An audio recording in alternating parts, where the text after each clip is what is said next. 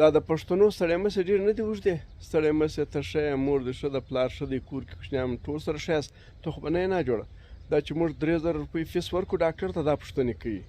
چې کوم ځای دې خوږېږي ګوډې دې خوږېږي بیا بلډ پریشر وګوري دا د ډاکټرانو کار دی دا پوښتنې د ډاکټر کار دی چې علاج کوي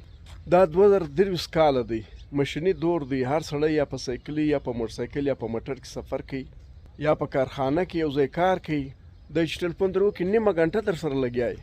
وزانه دغه کوچونه سره جنګېږي دا ټرافیکي پیښ کېږي اکسیډنټونه کېږي دا ګرده علت یې د دغه ستړموسو ده دا پښتانه چې هره ورځ جنازې پورته کوي په ټرافیکي پیښو کې اکسیډنټ کې د دې وجې دغه ستړیمسې دي زوی مړو ستړیمسې کوچنۍ کوي چې ټلیفون وکړي د خپل مقصد خبره وکړي بس ختم او دغسې چاته ټلیفونونه مه کوي پوښتنه یې مه کوي څه پوښتنه کوي که ډاکټر ته بیایې که ته ډاکټر ته بیا علاج یې کوې خو پوښتنه یې وکړه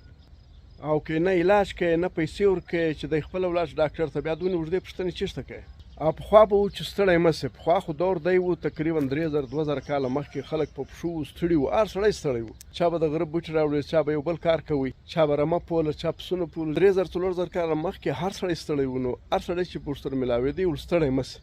یعنې الله دې وسا که نن 2023 دی سړی د موټر راکښته سي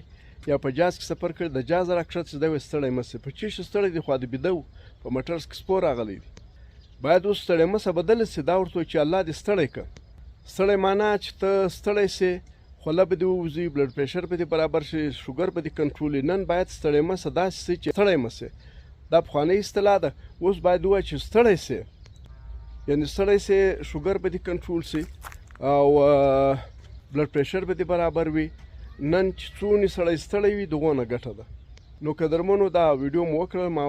یو خو دا ستړی مسې کوچنۍ کوي او بل چې ستړی مسې کوي ته ورته ستړی مسې دا مه ورته وایاست ورته ستړی سې ګرد یا شوګر دی یا بلډ پریشر دی ناجوړه دی واک نه کوي